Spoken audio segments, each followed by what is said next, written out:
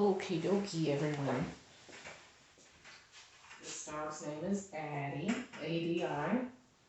She is a golden doodle. Very small, cute, adorable golden doodle. Yes, yes, yes. She's a little nervous. She gets really scared when she gets dropped off, but afterwards she does just fine, as you can see. So I'm about to do her whole groom. I'm going to be doing the lamb cut. Lamb cut basically means a longer leg and a lower body.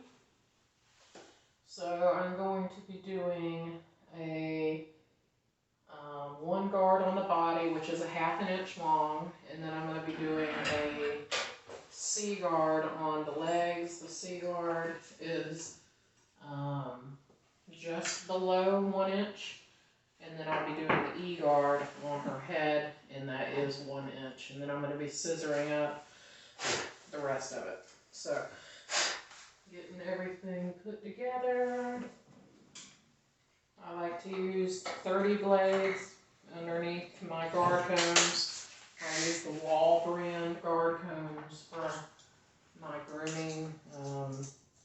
I just prefer the metal to plastic. Plastic just doesn't go through the hair as well.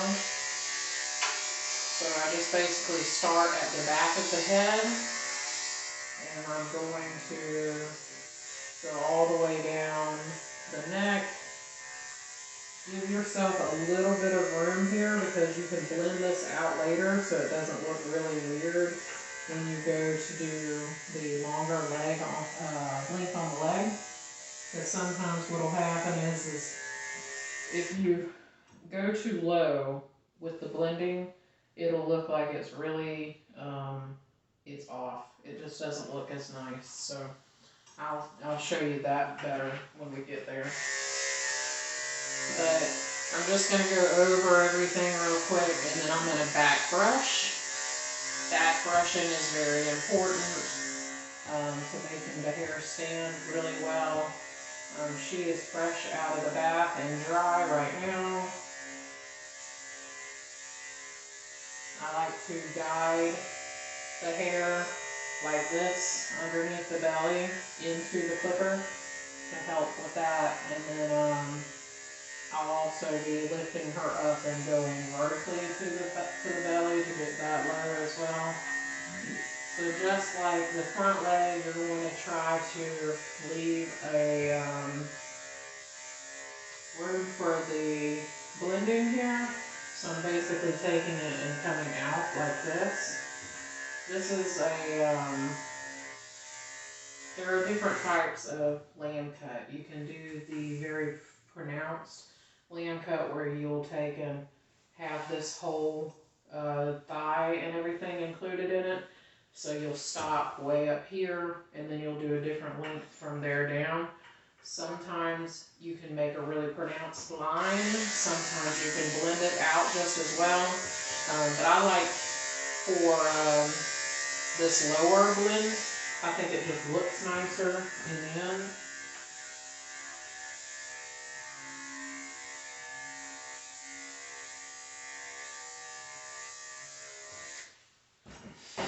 So now I'm going to get my brush, my slicker. I've already brushed her some before the bath. It's always really good to brush out a dog before the bath. Then you can address any tangles or matting at that point. But yeah, so you just back brush. That's going to make the hair stick up and collect better in the clipper when you're going down. And you can see how much is coming off. If you did not back brush and you left that, if the dog gets another bath at home or just, normal everyday living, the hair is going to lay differently, and it's going to be choppy and even. For the professional finish, back brush 1 or 2 times. I like to do 2 times. Because usually after the second time, there's hardly any hair to be caught.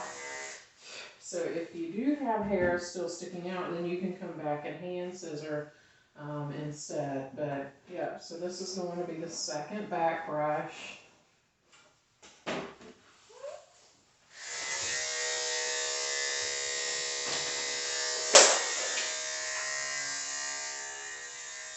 you see there's very, very light hair coming off this time. So, like I said, this will be the last time I do that back brush. I'm going to go on to the other side of the body. I'm going to do the same thing I did here. And then I'm going to come and catch all around the neck and the back of the head. Yes, ma'am. You're so cute. She's a really pretty dog. She's just a little nervous. And that's okay.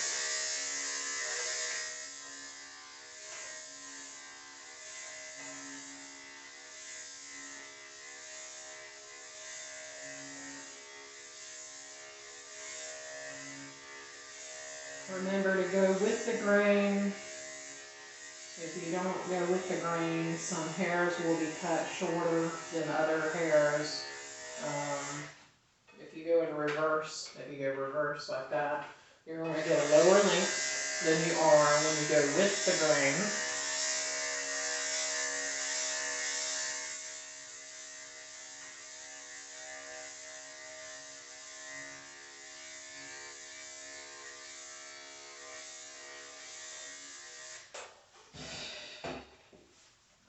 Back brush number 1 on this side.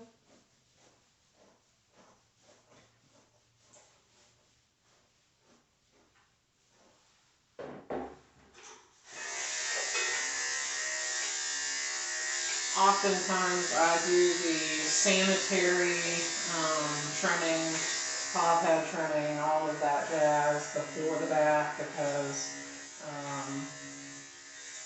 it just makes that less to do afterward.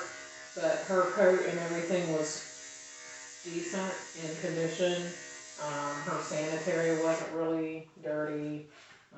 So I just went ahead and put her straight into the tub and washed and dried her.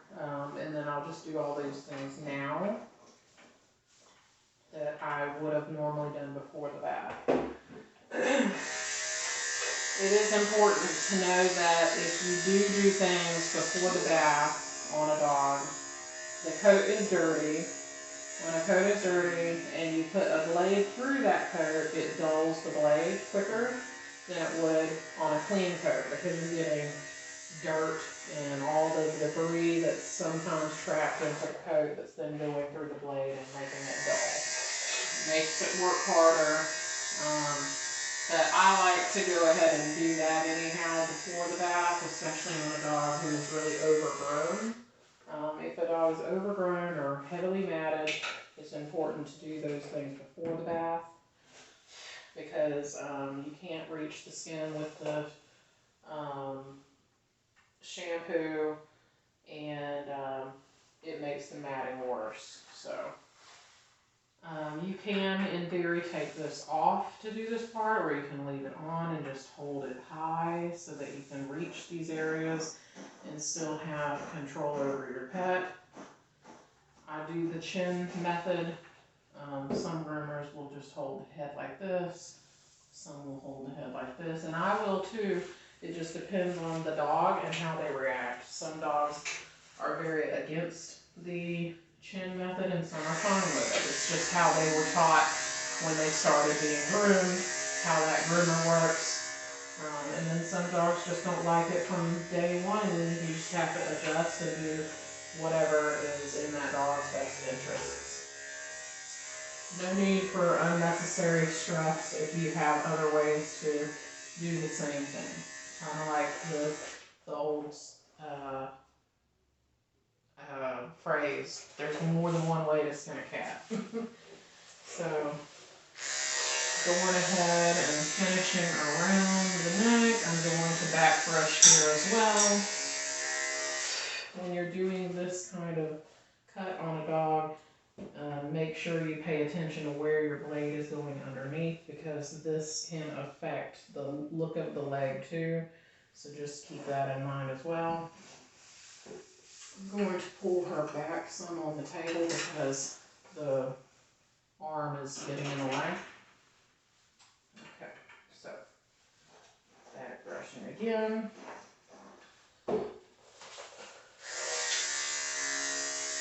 And don't worry, the chin holding does not hurt the dog. Some dogs might pull back, some, may be weird about it, but in the end it is the safer option because you have full control over it. Whereas when you're holding it like this and stuff like that, they can still move and potentially be injured. And that's definitely not what we want to have happen. Disregard the ringer. I do not answer calls while I'm grooming.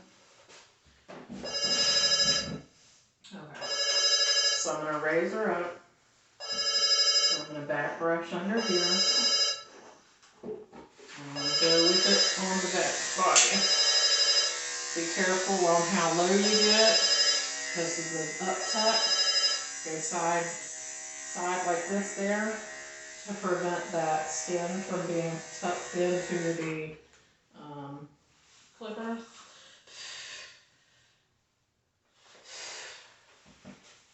I did feel one tangle down here I will have to address differently.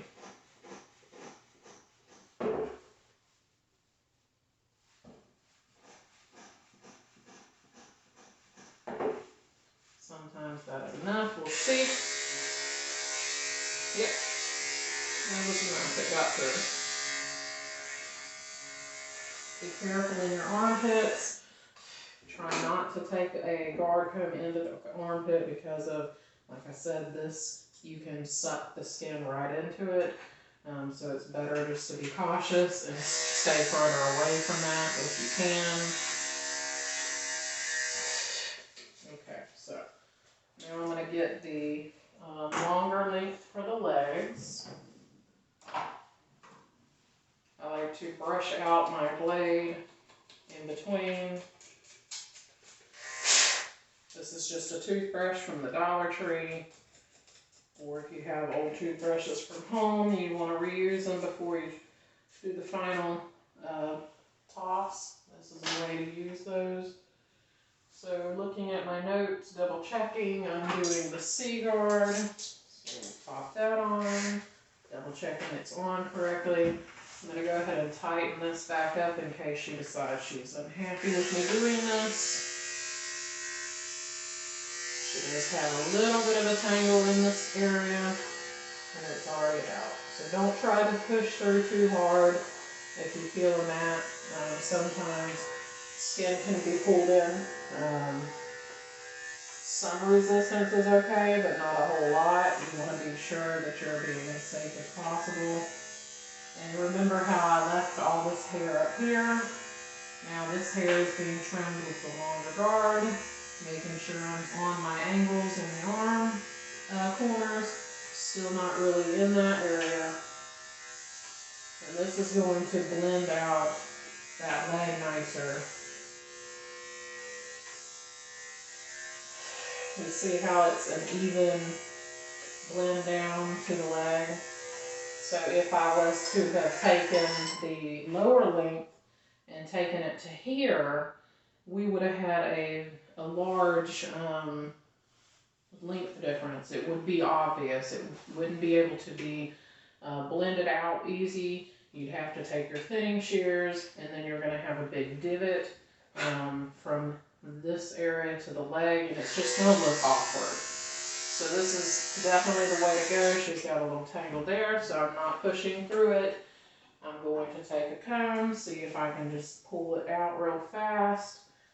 I like to take, and if I find a tangle with my comb, I take and I go behind the tangle, holding the skin, and then pulling at the tangle itself. If you find the hair between the skin and the tangle, if you hold that, you can then brush out that tangle without it being a pain for them. Not all tangles can be removed with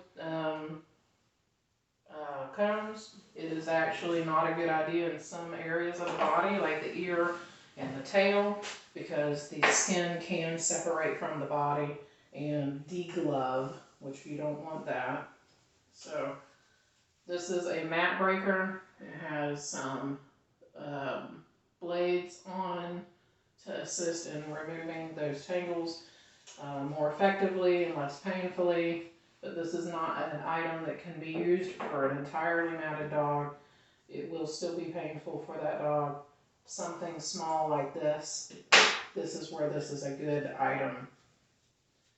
But making sure that you have the skin at all times, you know where the skin is, so you're not then also potentially cutting the dog with those blades, because they are sharp. I have cut myself before, and if you put yourself in between the dog's skin and the mat, this will never nick the dog. You may be, but we will be fine. So I'm just going through it. I'm going to then back brush this as well and get through another sweep. But I'm just going over it one more time real quick. Some resistance here, but that's okay. It still worked through this time. So back brushing. With the leg, I start with the foot and back brush. Trim that again, back brush one more time, trim that again, and then do that part. Back brushing twice, trimming again.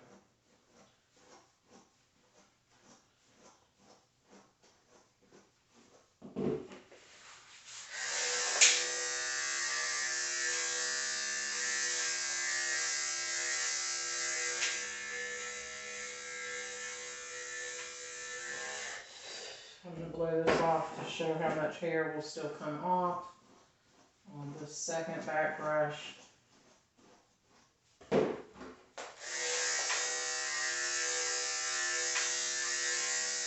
So that's the hair that was still missed after the first back brush.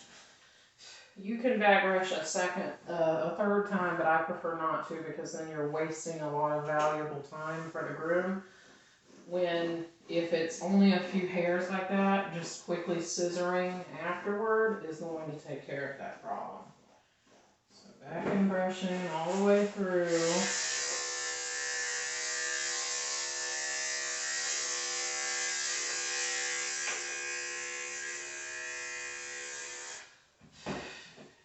Brush the back of the leg. Now the back of the leg has the hair coming together at an angle. So it's good to go forward and reverse in this area, just to make sure that you're catching everything because of the way the hair comes together in this area.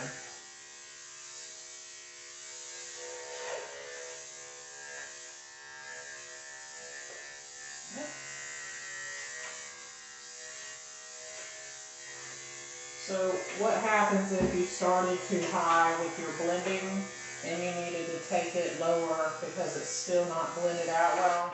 You can go back to that lower blade, skim it really lightly just to get that bump out, or you can hand scissor. I just find it's a lot easier to do it with your guard or instead of the hand scissor, but you do whatever you think is best. This is just a guide on a how-to. I'm not an expert as far as master certified, but I have been grooming for 10 years. So through time, watching other people's YouTube videos, Facebook, other groomers that I have worked alongside with, you see different techniques, you learn different ways of doing stuff, and then you find what works for you. That's basically how this goes. What I do might not be everyone's cup of tea, so I'm not trying to sit here and say I'm the best at all the things grooming. I'm just trying to show ways to do things safely and get your dogs looking the best, the easiest way. So on the same note of being careful with the armpits, you have to be careful with the up tuck here.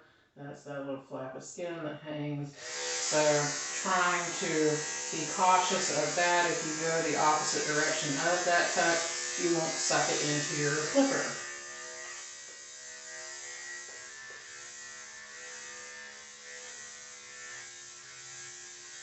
It's important that your dog is completely dry when you're doing these kind of things. If the dog's coat is not all the way dry, it's not going to have all the fluff out, and it's going to, the hair kinks up essentially, it just shrivels. And so once it's dry, it is all straightened out, fluffed out, and then the brushing helps in finishing that.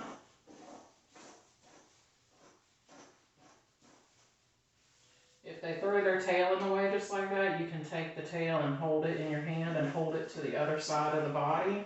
That's another tip that could be beneficial for others.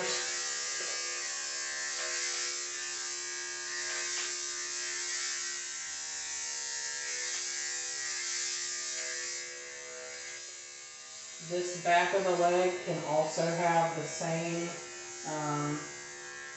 potential injury as if you don't do the angles properly. You might end up catching that the tendon that runs along the back of the leg. So just be careful. I like to guide to make sure that my blade is not accidentally going into an area it shouldn't be in. The front of the knee right here is usually a thick area, so you can go directly down this in most cases and be safe. But for this one, if you go in toward an angle, you're not going to grab that skin.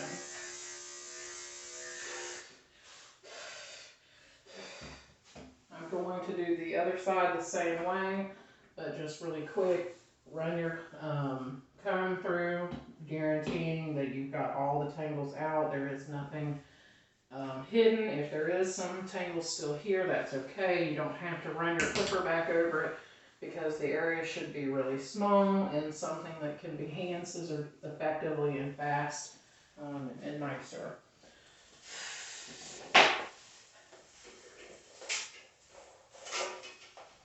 So doing the same thing on this side that I did over there.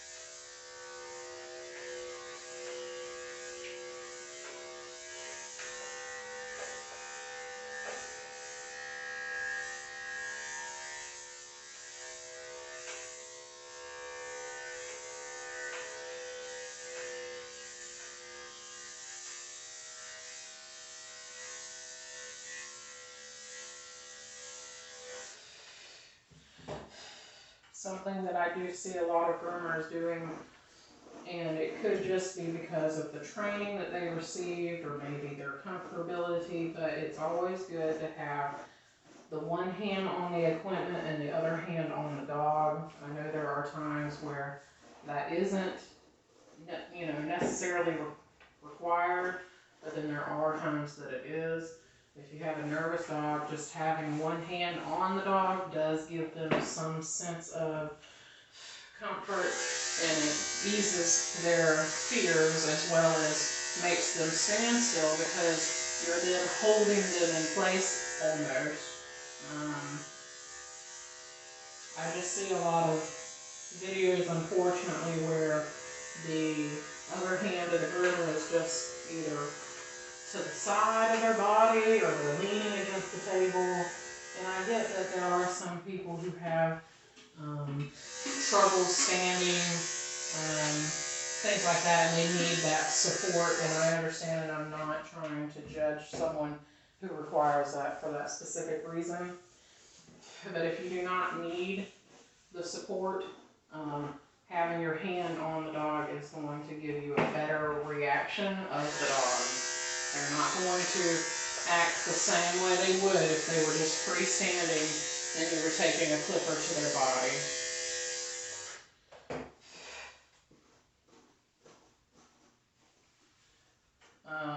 For anyone who's confused about the process so far, there are several different processes that are still to come, so don't fear. I am going to be scissoring and rounding out the feet and also other areas down the leg.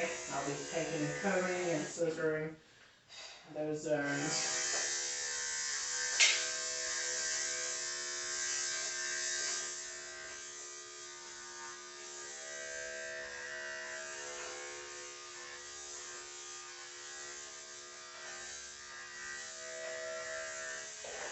Because I'm right-handed, sometimes this arm and the back leg can be a problem. But you have to learn your angles and know what's comfortable for the dog, not trying to bend them in a direction that they're not supposed to be in. So like I'll take this leg and I'll bring it out to the side. This is a normal thing. I'm not pulling too high. She is giving resistance, and that's okay.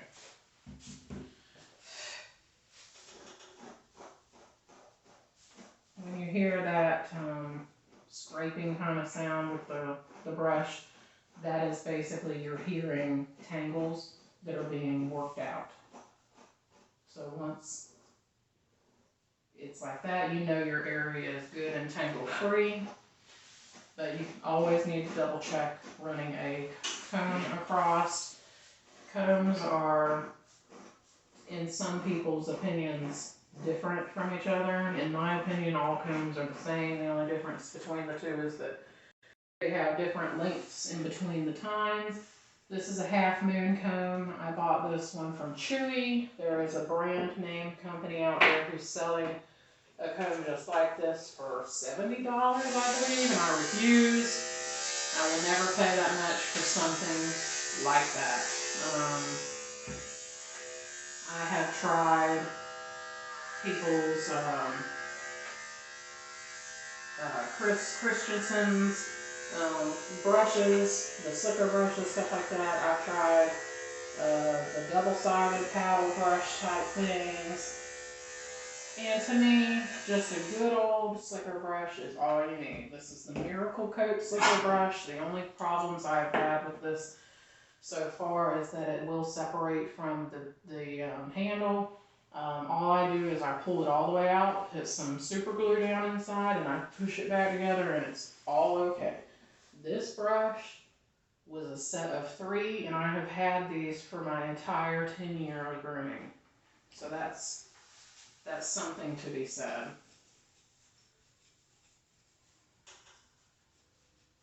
So she did have some little tangles up here next to her armpit, just like on the other side. So I'm quickly brushing this out.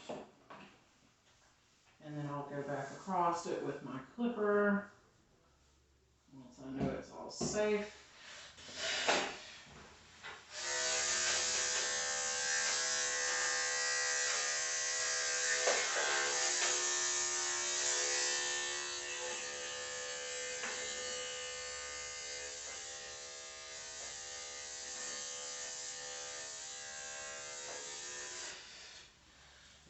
I'll have to come to this side since she wants to pull all the way over here.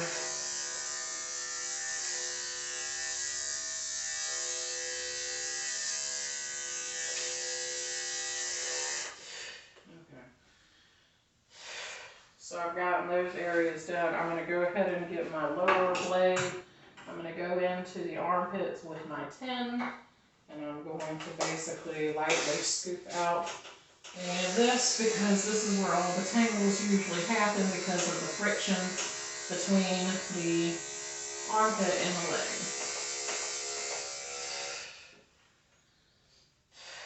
Doing it that way is safer. The 10 blade is less likely to nick a dog's skin. It can still happen, but the likelihood is not as high. So you see she still has a little bit of a tangle there. I'm going to go ahead in with this one and quickly bust out. And there we we go. Just pull those little pieces that are just hanging on. This is also where the other types of combs, the smaller tines, come into play. So I have this is called a face comb, but I like it because of its very, very thin, almost like a flea comb length. And you see how I'm finding tangles that weren't there with the regular because of the smaller tines. You can work through areas differently. If the dog is too upset with this being done, by all means, go ahead and continue to use your 10 blade to get through it more. I'm just trying to not have to do that because it will affect the look of the groom in that area. But if it affects the look of the groom to then bring less pain to the dog, that's what's important. It does not matter how the groom looks as long as the dog is happy and not in pain.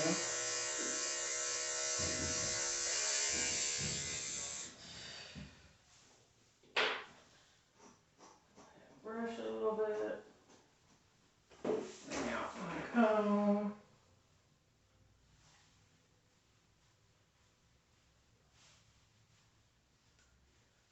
Bring out this guy. And finish with this guy.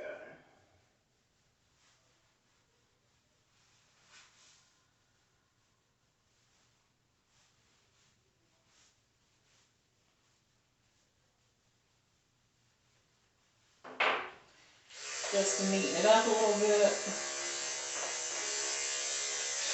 because you don't want to run scissors in that area. Okay, so now I'm going to do the sanitary. Some dogs you can lift the leg, sweep from side to side, and it'd be fine. Some dogs it's easier and better to do this.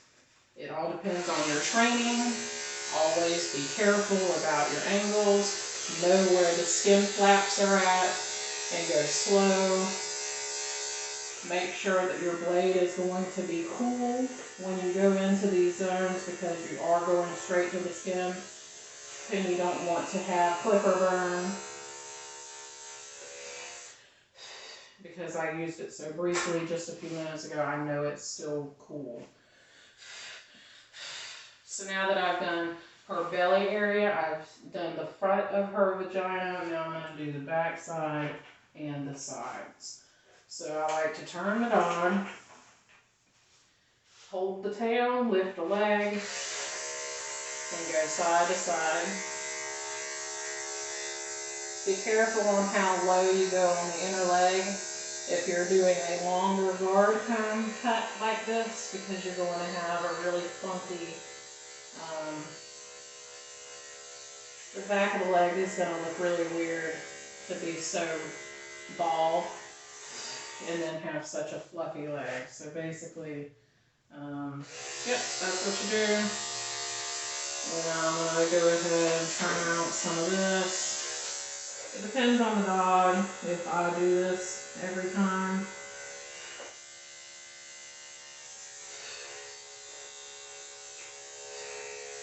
Yeah, so that's that. I feel one tangle in her tail that I missed on the pre-groom. So I'm just going to go ahead and buzz this out real quick because it's not going to make any difference to the look of the tail for that little spot. And then I don't have to brush and pull on that and have her upset with me. So there are still going to be sticky outy hairs. You're going to come back behind with your shears, or if you have a steady hand and a good dog, you can just skim it, just like this. Just lightly going across it. And neaten it up. So that's something I like to talk about for people who have carpal tunnel and stuff like that, who cannot physically open and close the shears as well as they were able to in their younger years. Let's just meow.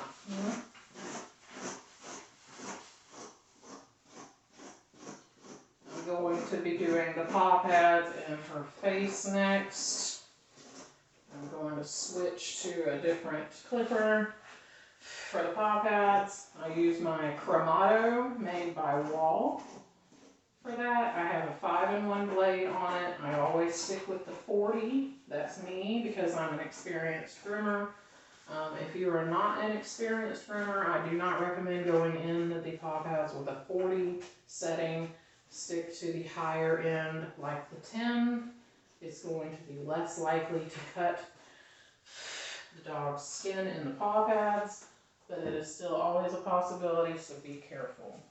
I'm going to hang this up so I don't knock it off because I'm clumsy. But this is my Cremato. They come in different shades. The one is black, and then this part is silver. Everything else is the same. I think I've seen a red one once before, so I got it on the 40 setting. Excuse me. Okay, so you just pick up and you start trimming the paw pad. Like I said, if you're not used to doing this, try not to go down into between the paw pads as much. But because I am, an experienced groomer of 10 years, I can go inside of the pad safely. But it's something that you need to be careful doing. If there's mats in the pad, this can also cause an accidental nicking, trying to remove those mats. Do not be afraid to say, I can't do something. If the dog has matting in the pads and you're not really well versed in grooming, tell that owner, I am sorry, I cannot physically do this because I'm not experienced enough for it and I'm trying to prevent your baby from being injured. I recommend seeking a vet office or possibly another groomer to get those areas closer and safely done. You can always admit defeat. Do not feel like the end of the world if you can't do something.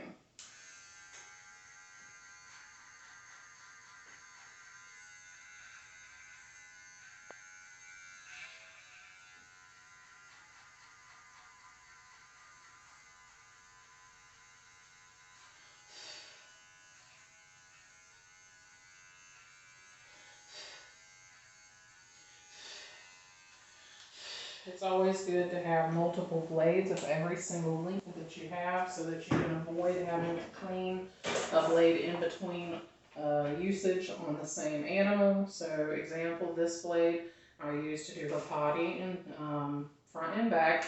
So I'm going to take this one off and I'll clean it before I do my next client. But between then and now, I have another 10 blade that I'm going to attach to do stuff around her eyes and her ears.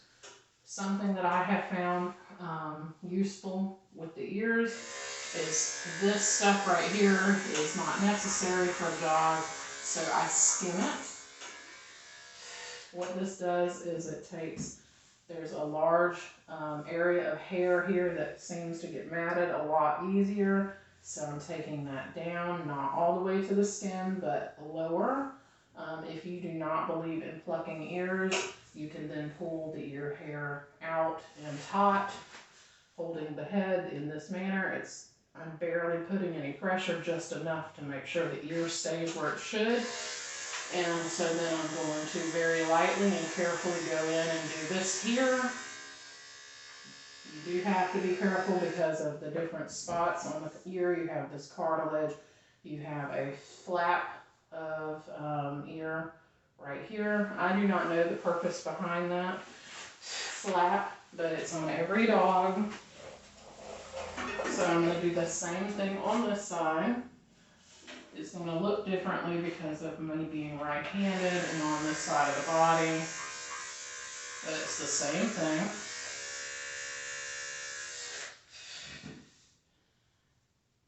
As far as ear plucking and my stance on it, less is more, in my opinion.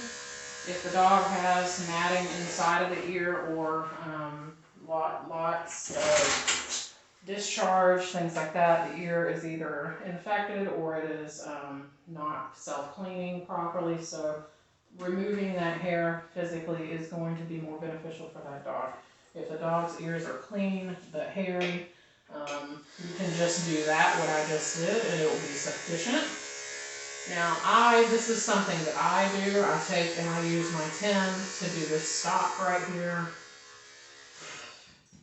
The stop is this small section in between the eyes on the nose. And I'm holding her head like this to keep some control in case she decides she needs to move. And then I'm not going to accidentally cut the eye. So I do that right there, pretty much down all the way. You can use shears right there. I just don't like the idea of using shears in my opinion, just because of the potential risks involved. If the dog moves, stuff like that, you could accidentally cut the eyelid, and that's not what I want to do. So for me, that method right there works really well. So this is what I do. I've had a handful of doodle parents get upset with that very clean stop, because sometimes there is some skin shown, but in the end it's for their eye health, and you have to drill that into some owners' heads. The eye health is more important than the look of the dog. If a dog has eye hair, hair in general stuck in their eyes, they are going to have eye infections, they're going to develop cataracts and all kinds of other very bad things. So trimming that out is for the health of the eye and the dog in general. So after I explain that, usually for the most part, most owners bow down and understand and agree that that is a good thing to do. There have, like I said, been a couple who don't like it. So then instead of doing the entire stop, which I think helps frame the face better, especially this muzzle area, I'll just do the eye corners themselves and then scissor lightly across that zone, just trying to prevent so much hair from growing and sticking back into the dog's eye, but then also giving them that aesthetic that they desire. So brushing out the ears. I'm almost done brushing the head. I'm going to brush the head some more. I'm going to be using my combs also to make sure that all the tangles are removed. If there's still tangles remaining, I'll use my mat breaker.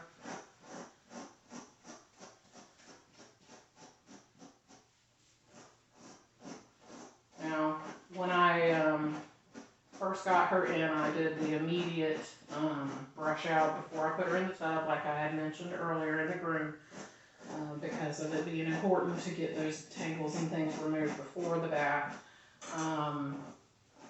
The drying process will knock some tangles back into the hair, so this is why you need to go back over these areas again to make sure that the area is still tangle free, and that way you can cut the hair safely. Some tangles you come across, and if it's strong enough, it'll pull the skin right into the blade and you will cut the dog. So I'm switching out my 10 back to my 30 blade.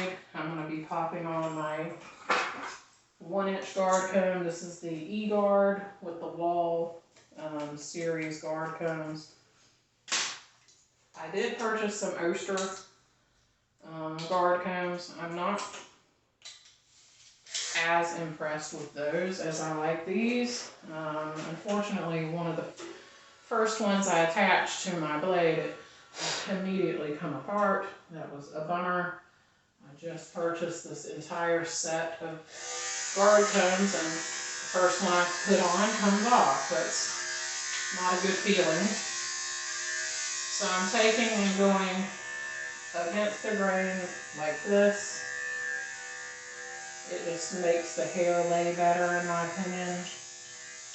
There are some dogs that I'll go back like this, but that's not necessary because I'll be taking shears and scissoring this up, blending it.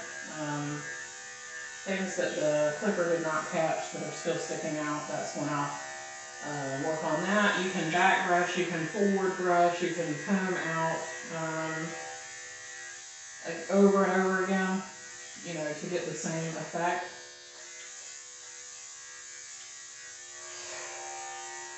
So I'm just taking this one guard and I'm running it down her cheeks a little bit because it is a tiny bit floofy for me. I usually just hand scissor that whole section, but I'm just going to do that real quick. I'm going to take my comb, I'm going to run it through, make sure everything is wonderful.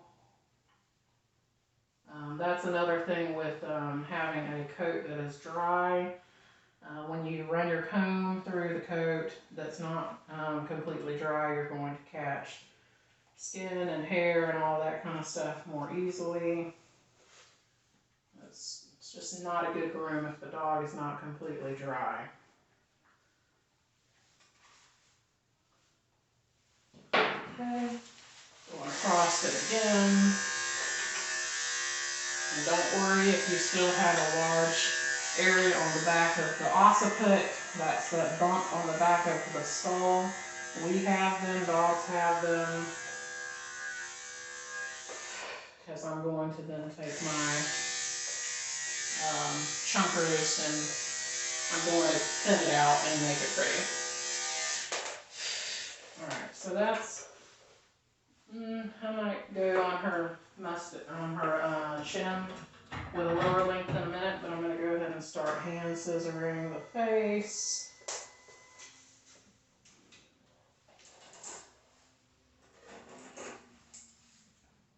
Okay. So I got my curves, I got my chunkers, my curved chunkers, I like them a lot. Some people like them, some people don't. Okay. So turn the dog to face you, brush down so that that hair comes into the eye. Be very careful with your curves that you're not cutting the other eye as you're going across. Know your points, where it's located. You can also use a pair of straights in this. You do not have to use curves if you're not comfortable doing so.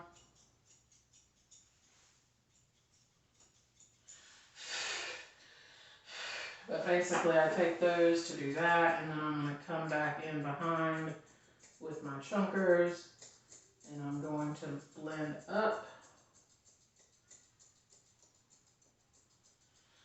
I have had some issues with these chunkers recently. I had a salesman come through. I have two pairs of these. Both of them were not working because somehow or another I either dropped them or I didn't handle them properly. See, these are working better. But they were biting down on the blade as they were coming together. So the gentleman came and he was trying to sell me other shears, and I was expressing my,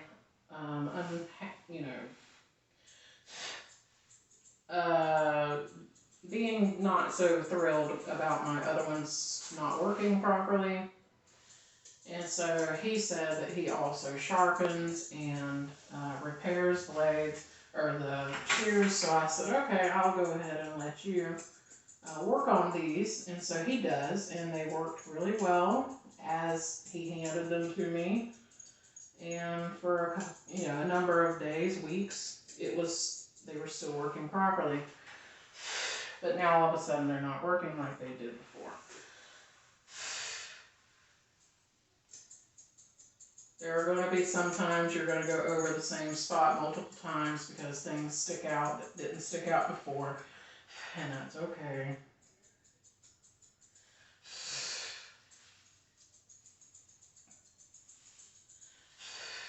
But you can see the face coming together.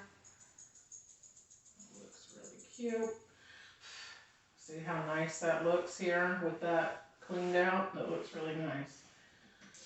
So, brushing. You gotta be careful with them licking sometimes. Some dogs will lick constantly as you're trying to scissor their mouth and different areas on their face, and it's dangerous, and you just got to be really careful and try to be slow but efficient. That way you don't accidentally catch that tongue. I have done it before. It happens. It's not, obviously not something that you want to have happen, but it happens. And when it does, you just do what you can in that moment. Some dogs, depending on obviously the severity of the cut, require medical attention. Some of them give them a couple of minutes and the bleeding stops, and then you just have to inform the owner. And if they require vet services after that, then that's just something that you have to do. It's unfortunate, but it is something that essentially is your fault, and you should pay for the medical bills when that kind of thing happens. There are times when the dog is matted, and in the process of removing the mat, there is an injury to whatever.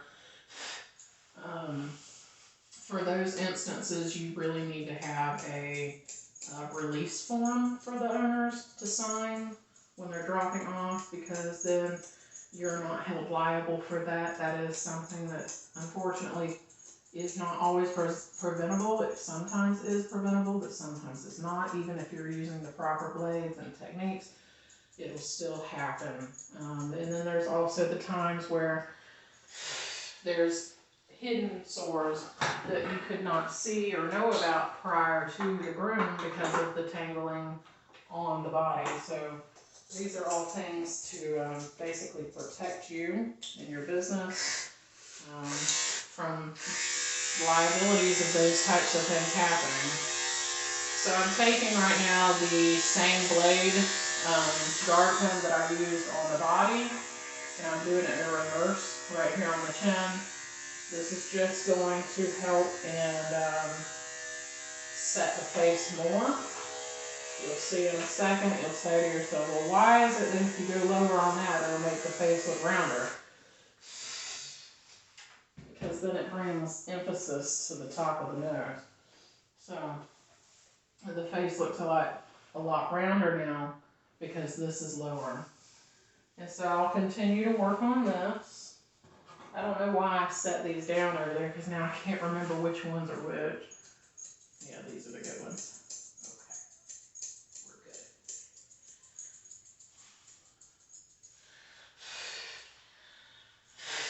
we're good. Depending on the amount of hair on the nose, ways to make this rounded out better is if you take and comb it forward. It looks really awkward right now with her, so just bear in mind that how I'm holding her face isn't uncomfortable, it's just awkward. And so you just brush this forward very carefully, because they can stick that tongue out any second. You're trying to put gentle pressure in between the top of the muzzle and the chin to try to make sure that mouth stays closed. But it still can come open, and then bad things happen. Gosh.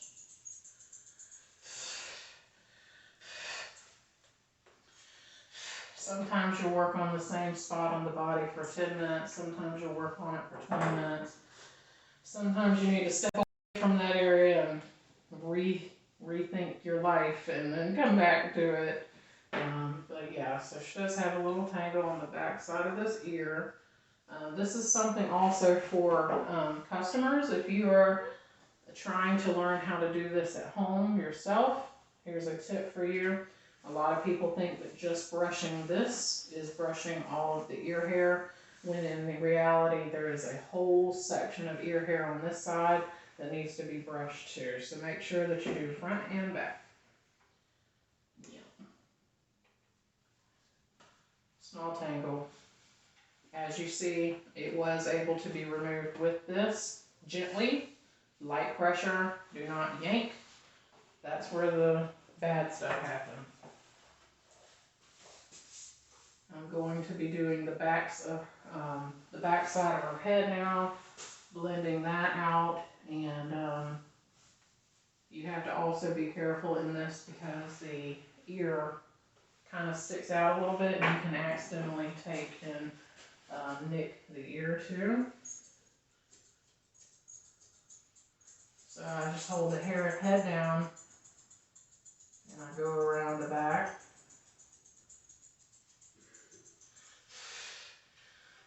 Check where that ear ends so you know that you're safe. And so then when you're done with that, what you want to do is you want to take and move the dog's head around in a bunch of different air zones. So I'm looking straight on to the dog. I'm putting it like this. I'm putting it like this. I'm putting it like this. I'm raising it. I'm lowering it. I'm looking for all of the divots in the hair and then adjusting to make it all even.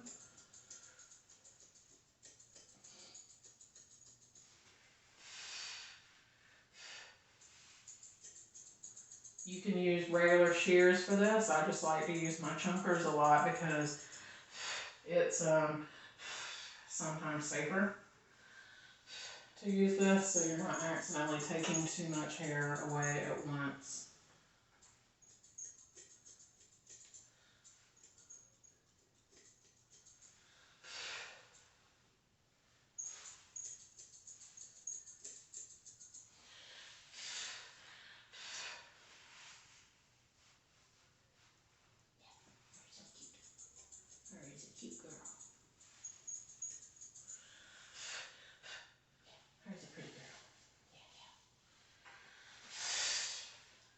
I'm going to look at the ears and see if I think they need to be trimmed or not. Ear hair seems to grow a lot slower than the rest of the body, so sometimes you can get away with not trimming the ear one room, and then, you know, the next room you do trim it, so it is what it is. I'm trying to stay out of the camera so that you can see everything.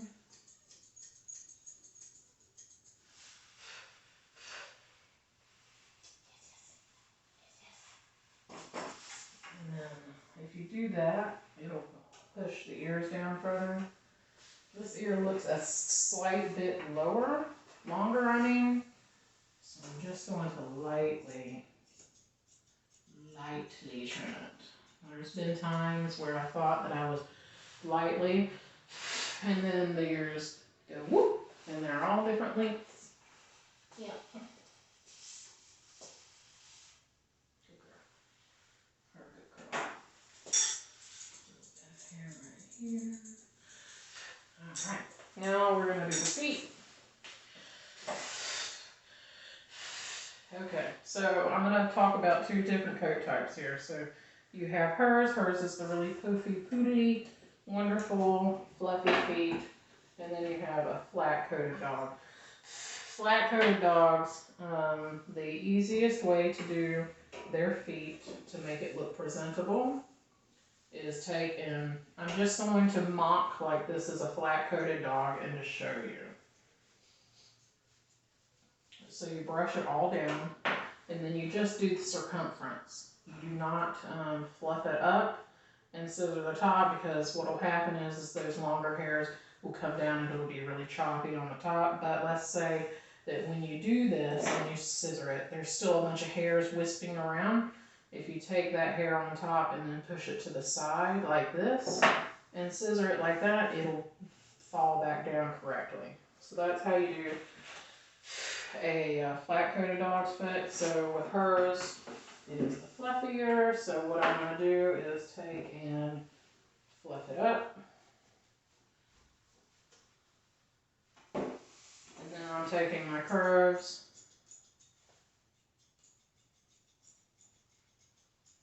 and light, very, very light. You got to be careful in this step, because if you go too hard, you're going to have a really big divot, and it's going to be really hard to get that out. But remember also, when you're holding the foot in the hand, things can look perfect and beautiful. And then once you set the foot down, everything spreads out, because the dog's feet might not be perfectly formed. They could have a splay foot, they could have deformities. So when you put the foot down, then you get to see the actual shape. So this is looking really nice.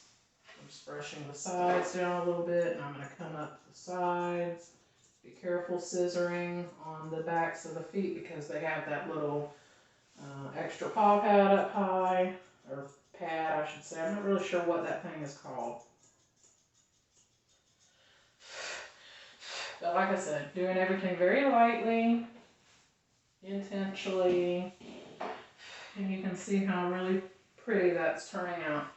So now I have her standing straight, very, very lightly, guide the shear around the back of the foot.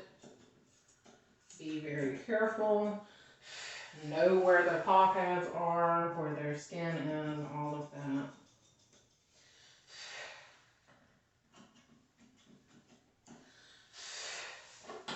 And this is also a zone, a time, not a zone, that you can catch and blend things that didn't blend well with your guard combs.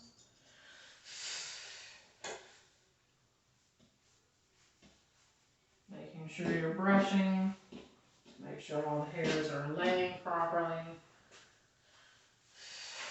I'm going to take the guard back into the under area. This is not the armpit, it's just adjacent to the armpit. On both front and back. This is, like I said, you got to make sure you remember what blade you're using, or guard comb I should say, because you don't want to accidentally go too low in an area that you didn't want to go too low in. So that's, that's basically the gist of it right here. So what you're seeing, I'm just going to go over it one more time, make sure everything's nice. This is all blended out really nice. Brush it down.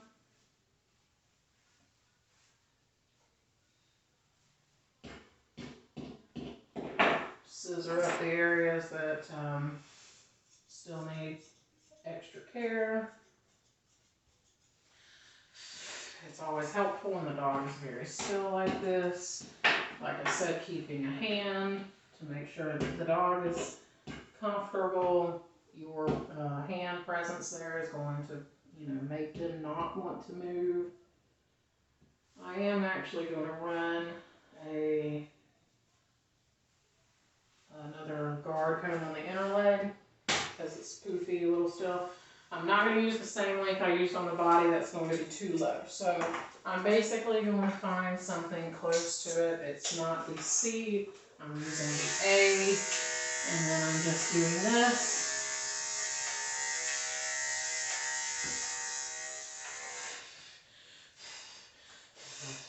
This also, helps cut down the scissoring and then makes it look cleaner.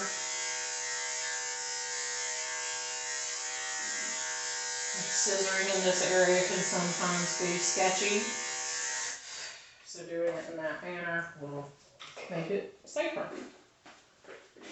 There's one sketchy thing I'm going to show you. Use this at your discretion. Some groomers may already be using it. So I'm going to take my 10. When you have something that has a really nice line, but you have all these little sticky outies right here in the up tuck, take your 10, and like I was mentioning earlier, skim very gently, very slowly, skim, and make that nice crisp line.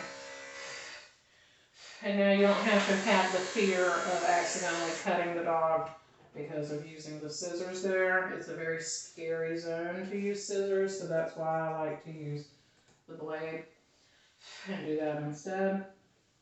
So basically I'm just looking at the circumference of this back leg.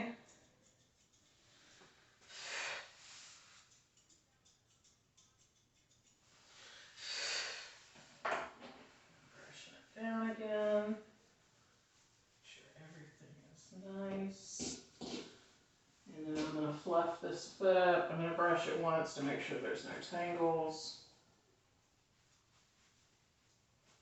A couple of tangles, but it's come out.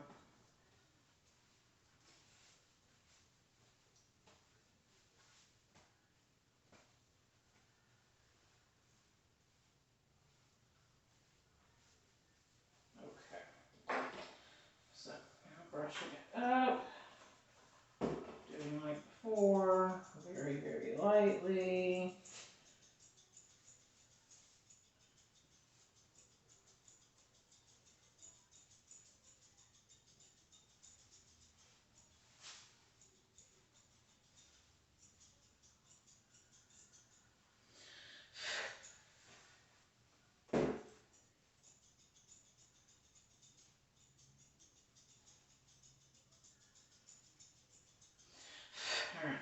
see how it lays.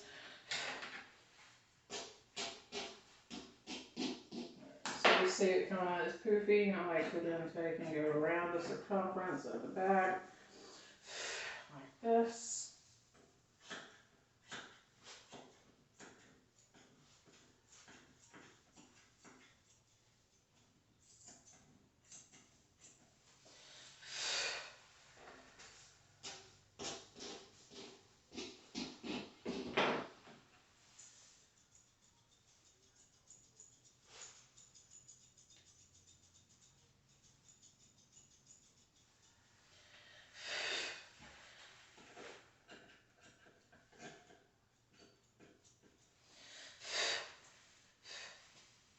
Basically see it coming together now. So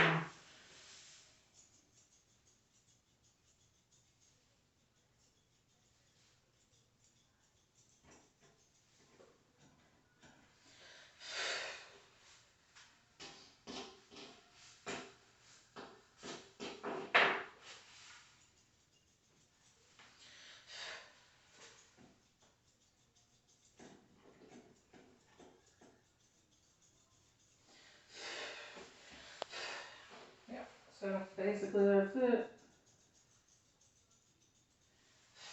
I'm going to be doing the same thing on the other side.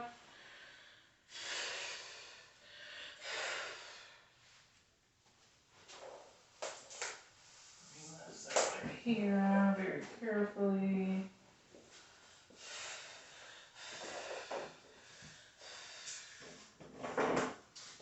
So start where you are comfortable at. Do what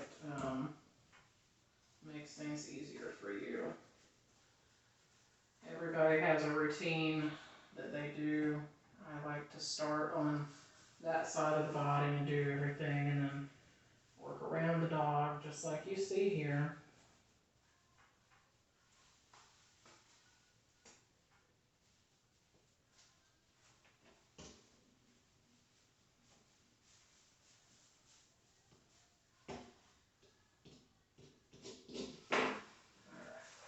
Step tuck, I like to hold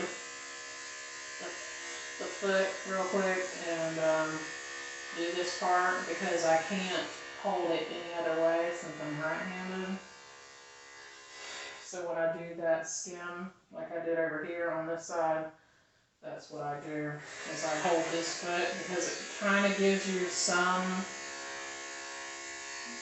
yeah, I'm trying to find the word, almost insurance that the dog's not going to move, but some still do regardless, so always be careful.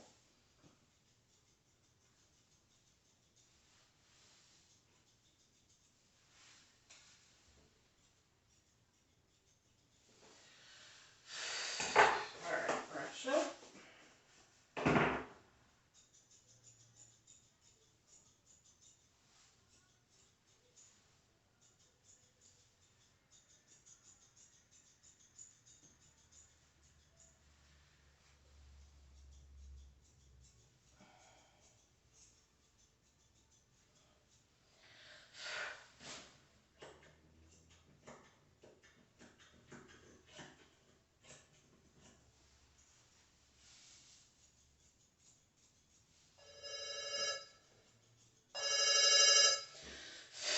I'm just going to check to see what time it is real quick. I will answer this phone call because this is my next client. They're here a few minutes early. Thank you for calling Rough Pets Dog Grooming. This is Jessica. How may I help you?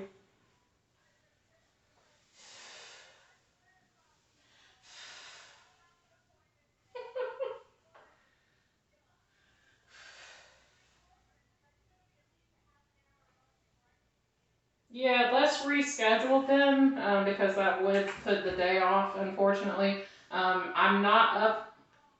No, you're fine.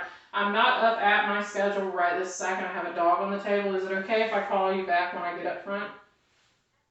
Okay, wonderful. I'll call you back soon. Yes, ma'am. Bye-bye. Well, that does happen from time to time, unfortunately. The owner admitted to, unfortunately, forgetting that they had an appointment today.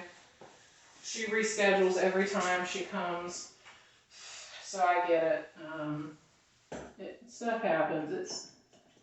Is it, you know, does it make my pocketbook happy? No, but, you know, I have to be a human, understand that humans do things sometimes, and she doesn't have a history of doing that. So, you know, what I like to do is for clients who have never done that before, I don't penalize them. I only give them one shot, though.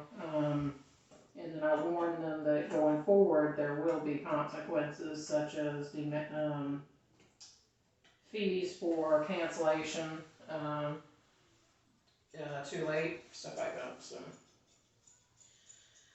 you have to be able to run your business and be a human at the same time, but always know your limitations and when to speak up. Don't you know, just take everything from a client and not defend yourself or your business. There are just times where life happens, and this is one of those times. I'll get through it. I guess that in the end is kind of a silver lining, because now I have more time to be persnickety and work on this broom.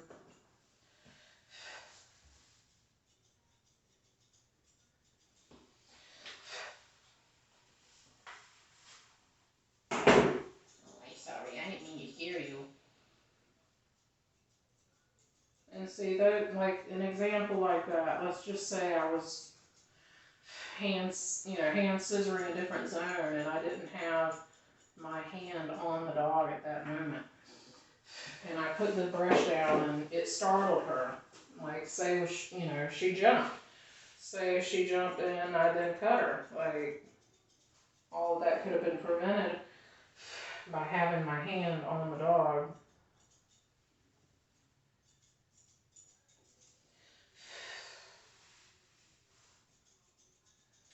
My stomach is growling, it's hungry. I am on a diet that for the first meal of the day, it's a protein shake, and the protein shake that I like is the Walmart brand of the, you know, name brand. And unfortunately, the 3 Walmarts that are in my city have all been out of stock for several weeks now, and it's really cramping my plan. I've lost a lot of weight with this, and I'm, you know, worried that I'll end up starting to gain weight again for not having a good calorie content. You know, it's bad to not eat enough, and then it's bad to eat too much. And so basically, what I would do is I would not eat almost all day, and then snack a lot. I didn't realize how much I was snacking. I was snacking so much. And the snacks that I was eating was just so packed full of calories that I wasn't losing weight. I think I was gaining a lot of weight. I didn't see it, but I was gaining a lot of weight. And now that I'm running my own business, I was able to see that those you know, quick things that I thought was, you know, oh, it's just a snack, it's just, you know, something to get me through the day until it's dinner time, it was causing me more bad than good. I was, when I worked at PetSmart, we were in a plaza that had a grocery store in it, And I would go over to the deli, or bakery, I should say, more so than not, and I would grab BOGO cookies or BOGO muffins and, you know, donuts, cake. Yeah, you know those things have a lot of calories in them, but it's like you don't realize how many calories are in them until you start counting your calories, and then you're like, oh my goodness, what have I been doing with my life? Because it's something that just isn't new. This is something I always did, and I just never looked at the, you know, the calorie content and seeing just how much I was taking in. It's just unbelievable to me sometimes. I just don't understand how I wasn't bigger, probably, I should say. I was just eating so much. Too many calories. I wasn't eating a whole lot, but what I was eating had way too many calories in it. And so, you live and learn. And so, thankfully now, I'm on this diet plan that this protein shake meal replacement thing, it has a higher calorie content than most, but I'm using it as a meal replacement, and I'm basically having that in the morning. It's 350 calories. At lunch, I'll have a protein bar. The protein bar is it's either 180 to 200 calories for that. So that brings you up to 550-ish calories for the day, you know, from breakfast and lunch. And then dinner was the one meal that I could kind of not have to worry about so much, because I've already have, you know, however many calories in for the day. It's a low count, and now I have, I tried to limit myself to only consuming 2,000 calories in a day. The generic recommendation, you know, 2,000 calorie diet. But basically what happened is because of only having the shake in the morning, having the protein bar for lunch, your stomach kind of deflates, you know what I mean? You start to get fuller faster. And I wasn't eating as much for my main meal, which is okay, because it's like I was getting what my body needed. I was still getting what I needed to keep going, and then I was losing weight, because, you know, if you don't eat, your metabolism's slow. If you do eat more meals a day, then your metabolism picks up. So I was having my 2 meals basically a day, very, very little snack in between, and if I did, it was something like a fruit cup, maybe a yogurt, you know, something good for you, instead of candy and sweets and things like that. So anyhow, let me brush her tail one more time. Is he tired? He's very tired now. We've been doing it for a long time. I know. I understand. Yep. Sweetheart. Thank you. Thank you. I think her tail looks nice. I'm not going to trim it today. Maybe just a little bit. Just a little bit. Just the tip.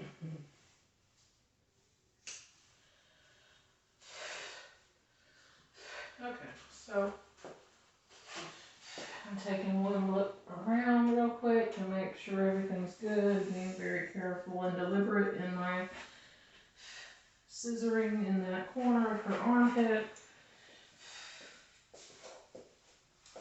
And she's looking really cute. Yep.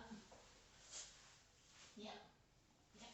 So this is Monday, the week of St. Patrick's Day, so I'm going to go ahead and give her this St. Patrick's bandana. I think that this one will look the nicest. I got 4 or 5 different kinds.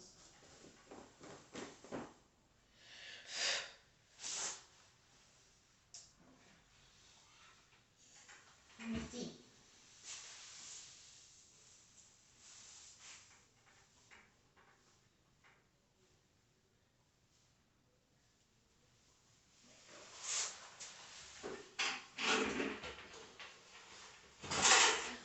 You scared yourself. Did you scare yourself? Oh, you're so happy now. Oh, you're so happy now because you know you're done. Because you know you're done. Yep, yep. Yep, yep. Alright, let me see what fragrance you get. Okay, so I've kind of been doing a little bit of everything. So today I'm going to do the Fufu Nature's Specialties Fall scent. It smells like a Calvin Klein spray from back in the 90s. And I am obsessed with it right now. I didn't realize how much it smelled like that, unfortunately, until just recently. I see one spot real quick. See, this is what happens. They'll shake and they'll move their hair around and something will fly away that wasn't immediately seen before.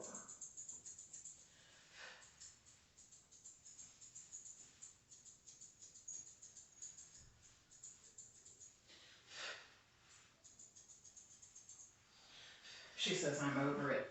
She is. She says I'm done. But there you go. So this is Miss Addie, the golden doodle, the miniature golden doodle, and she was wonderful.